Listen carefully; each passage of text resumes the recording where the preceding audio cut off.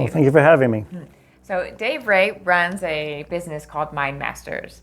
And in Mind Masters, you bring small businesses together, like a roundtable for small businesses, and Yes. they help each other, work with each other, and you also give them some guidance on tackling new challenges today. Right? Exactly, yes. So I'm really interested in the conversations that they're bringing to you today, and hearing about the types of advice and how you're helping them move forward. Absolutely. So thank you. I noticed too, congratulations, you have a monthly column now. Monthly out column in the East County Californian. Yes. I'm very excited about that. So let's get started. I have lots of questions. Absolutely. Okay, thanks. Well, great. Mind Masters was originally started in 1991 by Barbara Eldridge, and I was one of her first clients. I had just gotten out of the Navy and started up my own photography business, and I worked with her for about 6 years. So I know the process as a client. I ultimately got a job, and I was there for about 18 years, but then I was really feeling like I wanted to get back into being an entrepreneur. So I contacted Barbara, and right about that time, she had actually finished working up all the procedures to license out the Mind Masters. So I've been working with her as a facilitator now for a few years. So we basically deal with small service businesses, and we help them find profitability and excitement as life as a business owner. We basically use the format of a weekly brainstorming session, and we help them with some training, some business discussion topics, and then we get right into brainstorming a challenge that they're facing for that week. And it can be anything from I need to hire my first employee, so what do I do? Or it could be something like I just got a bad Yelp review last week and now I can't sleep. So it really it stretches the whole gamut of business and personal issues that small business owners have to deal with on a regular basis.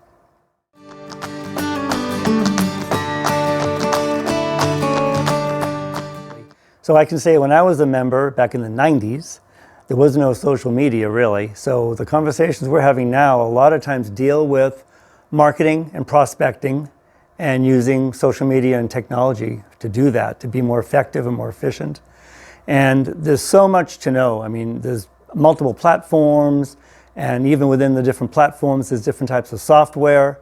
And so now what used to be just a weekly newsletter that you'd mail in snail mail to your customer base, or maybe a postcard you'd send out, or maybe phone calls. Now you've got Facebook and Instagram and chat and Twitter, and where are my clientele living? If you're maybe older people is your clientele, maybe they aren't on Snapchat or Twitter, maybe they're on Facebook, but maybe not. So now you're thinking about how do I really find and engage with my client base, and you have to really know who that client base is. Demographics are economics, age, and even computer savviness, and where are they going to be found. So do you still do a quarterly paper newsletter, or do you do everything on email and everything on Facebook? I have a big Facebook page that I never even had when I had my first business back in the 90s. So it's very different in that respect, and it's all technology related, and for the business owner, it's all related to how do I find my prospects, how do I engage with my prospects. It's kind of twofold. It's very exciting because there's so many opportunities, but it's also very confusing. And again, you have to know, do my prospects and clients live on Facebook or Instagram or wherever? And so the big part of it is really identifying how do I reach them in the first place. After you figure that out, then you have to decide, do I have the time and the expertise to be that social media person, or do I need to hire that out? And in a lot of cases, it's really better to just hire it out, because you can't do it well and you can't do it effectively if you're just learning it. And I'm doing the same thing myself, where I've been doing a weekly video on Facebook for a little over a year now, but I'm getting to the point where I'm going to be hiring some of the editing and the production out to make it a little higher quality value, and just to be able to up the game a little bit in terms of what I'm able to do and how I'm able to present my information so I can get more people interested in listening. So we talk about a lot of times kind of the 4-hour work week theory, like what Tim Ferriss talks about. delegate out as much as you can. Hire out stuff to the professionals, and that'll free up time and energy on your side to do the stuff that you are good at, or the stuff that you have to do, like making your phone calls and going to your networking meetings and meeting people face to face so you can develop relationships.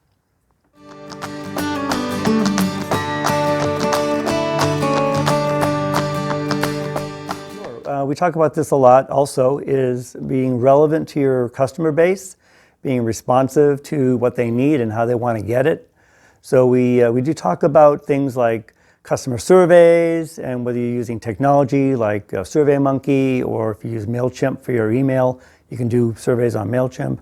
But basically meeting the needs of your customer base the best that you can, and making them happy, making them really get a lot of bang for the buck, and really feeling that, as much as you can, that, whatever they're paying, it's still way too little, because you're giving them so much value for what you're doing, that they're going to be coming back, they're going to be referring you out to their friends, they're going to be just your biggest, supporters. And that talks, a lot of people nowadays, they talk about, the journey of the customer through the business. So they start out as a prospect, and then they're a client, and then they're a customer, and they become really engaged with you as your business, and they become a real supporter. Like they become like almost like family, where they're looking for that email every week, or they're looking for that video every week, and they're saying, hey, I got this friend that I want to bring to my meeting, or I got this friend that I want to show your operation to, whatever it is. But that journey of the customer through those different phases, that's nirvana. That's the goal. You want to get those customers that really love you and support you and refer you out and come back for more, and they just can't get enough. And if you can be relevant to them, meet their needs as best that you can, and make them happy, that's what's going to happen. And that's where you're going to see the real success of your business and really see it grow quite a bit.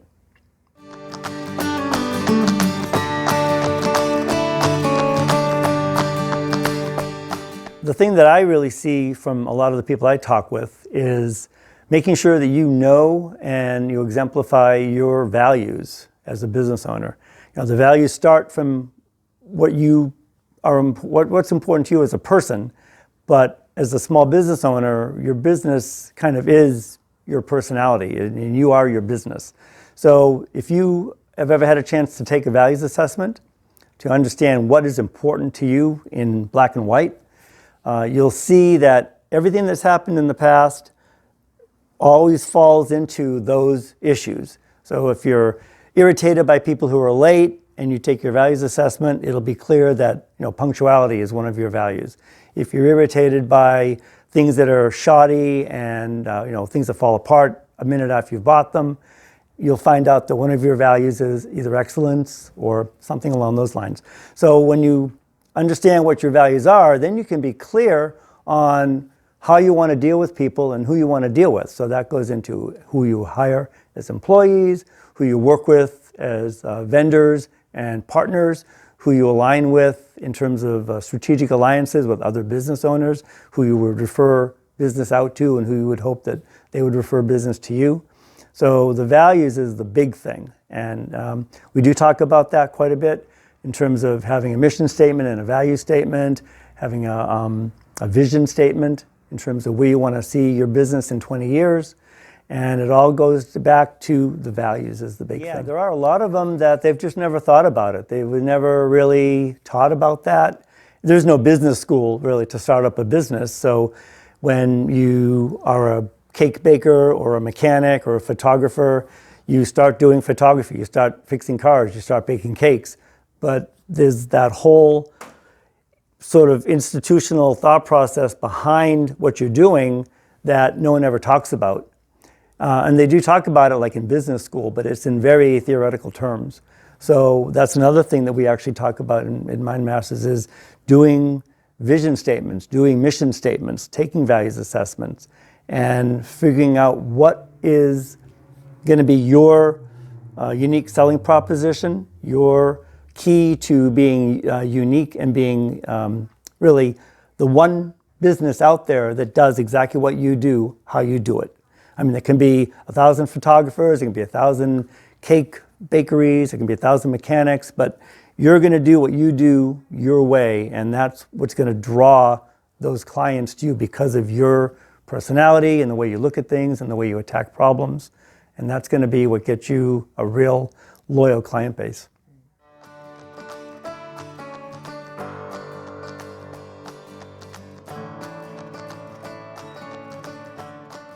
Well, when I was a kid and my dad worked at a factory, it was all about, being on time, doing your 8 hours and getting out.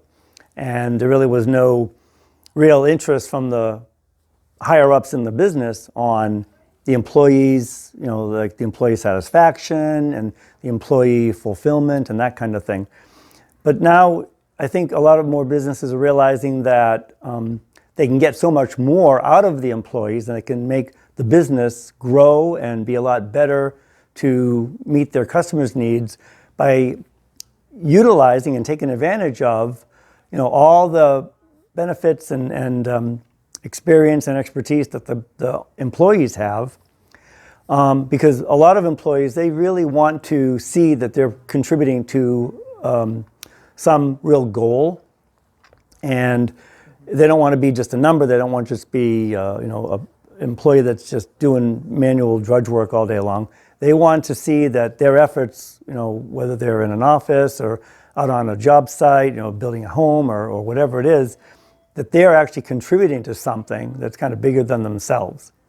And when you do that, when that attitude is pushed down from the business owners and allows the employees to really be a part of the family of the company, the efficiency goes up, mistakes go down, the engagement of the employee to the customers and the employee to the work of the business goes way up. You start getting things like, people taking the initiative to fix things and make things better before they're being asked to. They really start making the business better in lots of tangible and intangible ways that, a single CEO or, the structure of the supervisors and the managers, they can never be everywhere at once. They can never see all those issues. And you've got someone that's doing it every day thinking, well, this particular process is a little slow. I can make it better in this way, but you're only going to get that improvement and you're only going to get that engagement by the employees if you drive that culture from the top as being inclusive and a little warmer, like you mentioned, and that basically the employees do feel like you're a team, you're a family.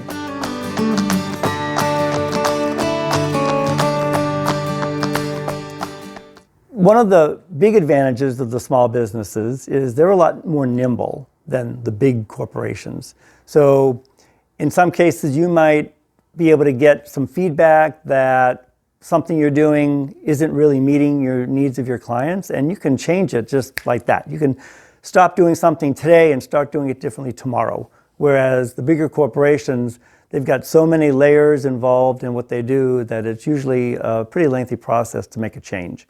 So I think one of the big advantages of the small businesses is that they can react more quickly to really any stimulus, whether it's a customer need or something in the environment, something in the news, something, if you have a disaster, you could be right there tomorrow carrying bottles of water to the people, when the water's out.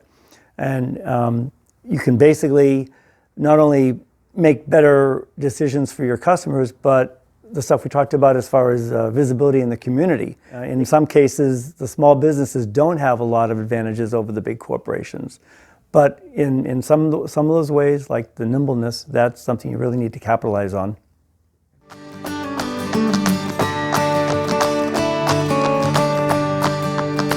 Yeah, it's critical because all the stuff we talked about as far as meeting your customers' needs and reacting, being nimble and being more effective in the customer experience, all that boils down to you as the business owner, understanding how to meet the needs of your clients, what are some ways to do that technologically, or what are some procedures that are available, And so the whole matter is being out there and listening to people, learning, reading, talking to people, seeing how people are doing things, getting different ideas on different procedures. So one of the things that we do at MindMasters is every week we do some training. So we talk about different things, and that can be new processes, new software, new groups that are out there doing different types of marketing or different types of prospecting. And so just learning really what's being done by different people, what are some new techniques, what are some new ideas, and being open, obviously, to trying things, and just asking people, asking around, seeing what's being done.